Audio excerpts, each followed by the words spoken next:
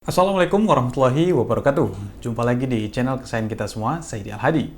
Hari ini saya akan membahas tentang bagaimana caranya untuk melakukan balance pada gimbal.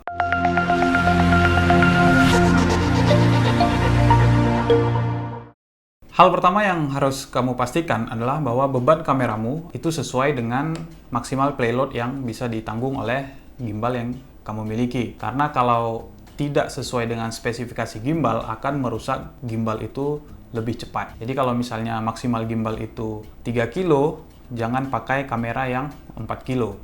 Maksimal 3 kilo. Kemudian, kita harus men-setting kamera ini tanpa ada tambahan aksesoris apapun lagi nanti setelah kita lakukan balance. Artinya kalau kita memang dari awal ingin memakai aksesoris tambahan seperti mikrofon, kemudian layar tambahan dan sebagainya, itu harus digunakan pada saat sebelum melakukan balance. Sehingga pada saat balance, semuanya sudah dipasang secara keseluruhan. Yang jangan kita lupa juga adalah tutup kamera, ini juga harus sudah dilepas, karena ini sangat berpengaruh. Atau kalau yang tidak mau pakai lens hood, juga boleh dilepas. Atau kalau yang mau tetap pakai, silakan, bebas. Ya, kalau saya memilih untuk tetap memakai lens hood. Oke, langsung saja kita mulai melakukan balance. Untuk beberapa gimbal, tidak ada tripod bawaan seperti ini ya. Nah, jadi kebetulan saya memakai Moza Aircross, sudah include tripod seperti ini. Kalau dulu saya pernah memakai Zhiyun, itu tidak dapat tripod bawaan seperti ini. Jadi otomatis kita harus melakukan pegangan seperti ini. Dipegang terus, karena kita harus berada pada posisi yang datar gitu ya. Nah, ini karena pakai tripod, kita gunakan tripod, kita pasangkan. Kemudian kita langsung memasangkan bagian ini ke kamera. Kalau di Moza Aircross ini sudah dijelaskan di bawah ini ada bacaan lensnya ke arah mana, jadi jangan salah. Jadi kita letakkan saja sesuai dengan panduannya. Dan kita ketatkan. Kemudian kita pasangkan ke gimbal kita. Ini ukurannya bebas saja, mau di mana, mau terlalu maju atau mundur. Yang penting perkiraannya seperti ini. Kita kira-kira saja dulu. Oke. Kemudian kalau saya, tips yang biasa saya lakukan adalah mengkira-kira dulu di mana tempatnya. Di sini saja gitu ya, supaya dia nanti pas kita penyesuaian itu lebih cepat. Semakin sering kita melakukan balance gimbal, maka biasanya sih sudah semakin cepat ya. Kalau saya, bagian yang saya balance pertama kali adalah, ini saya buat bagaimana caranya supaya ininya, ini kan terlalu berat ke atas. Saya buat bagaimana dia bisa seperti ini saja, stay. Artinya di bagian ini, bagian sebelah sini kita harus melakukan penyesuaian. Ini sudah imbang dan tidak ke atas dan tidak ke bawah.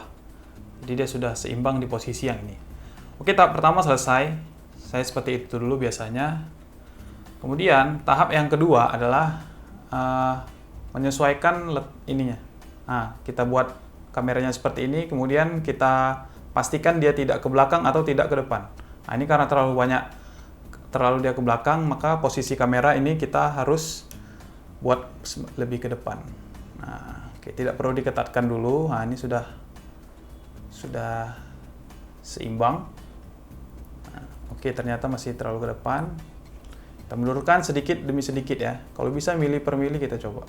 Nah, inilah yang saya katakan tadi mengapa tutup lensa itu harus dilepas. Karena berbeda 1 mili saja ukurannya, itu akan membuat kamera ini akan ke depan, ke belakang, jadi tidak balance. Jadi, kalaupun sudah balance, kita lupa mencabut tutup kamera, ketika kita cabut, maka dia pasti akan ke belakang, karena berat di depan berkurang. Oke, ini sudah seimbang. Kalau kita tahan bagian ini, ya, kita tahan bagian ini seperti ini, kameranya sudah pada posisi semula. Kita cek lagi bagian bawah, apakah dia berubah. Ternyata tidak, masih sama ya. Oke, seperti ini. Nah, tahap kedua selesai. Awalnya kita buat kamera seperti ini, balance-kan, jangan ke sini, jangan ke sini. Kemudian kita buat kamera seperti ini, jangan ke depan atau ke belakang. Ya, yang kita atur adalah bagian ini dan bagian yang sebelah sini. Oke.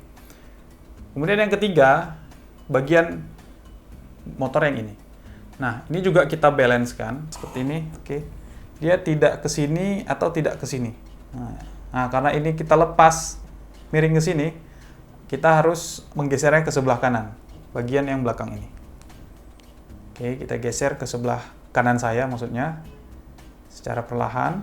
Oke, kalau sudah dirasa oke, tidak bergerak lagi, maka kita lepas, kita ketatkan. Nah, ini sudah balance seperti ini. Yang terakhir, yang perlu kita sesuaikan adalah bagian motor yang di bawah. Nah, kalau motor di bawah ini, banyak metode yang dipakai orang. Kalau saya miringkan sebanyak 40 derajat. Saya buat dia bagaimana tidak berputar ke sana kemari. Artinya kalau dibuat seperti ini, dia diam, dibuat seperti ini, dia diam, dibuat seperti ini, dia juga diam. Kebetulan ini langsung diam ya. Coba kita set yang dia tidak balance. Nah nih, kalau kita buat gini, dia berat ke sana. Artinya kita harus mundurkan lagi. Oke, kita mundurkan. Dan kita tes lagi. Nah, ini masih terlalu ke sana. Artinya kita coba mundurkan lagi. Kita coba lagi seperti ini. Oke. Terlalu banyak. Oke, pelan saja. Nah, seperti ini. Oke, diam. Oke, diam. Nah, kalau versi saya ini sudah balance bagian yang ini.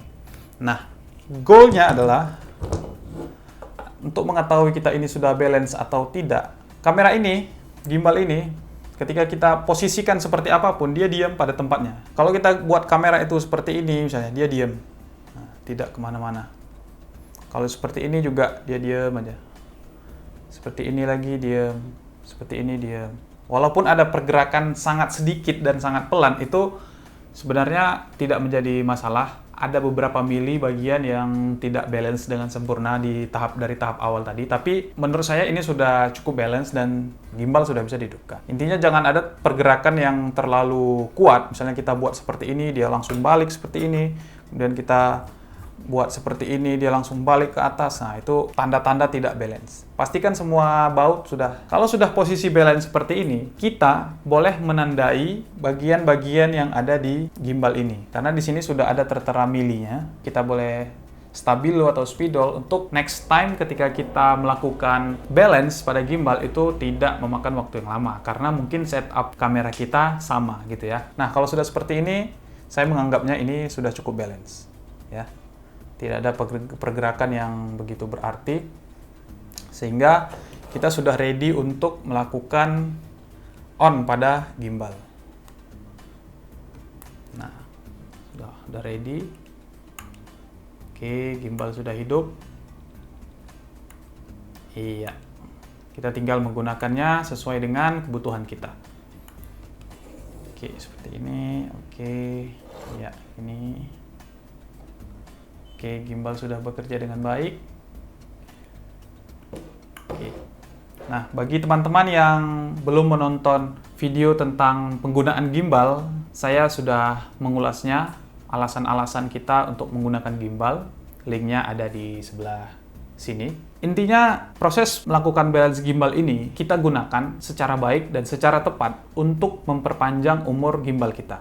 Karena gimbal ini kan terdiri dari 3 motor ya, ada di sebelah sini, di sebelah bawah, dan di sebelah samping kanan kamera. Artinya, kita harus membantu motor ini untuk tidak bekerja terlalu berat, sehingga motor tersebut lebih awet, dengan cara melakukan balance yang benar pada gimbal. Memang, bisa saja gimbal itu bekerja dengan baik dan sempurna ketika kita tidak melakukan balance secara tepat.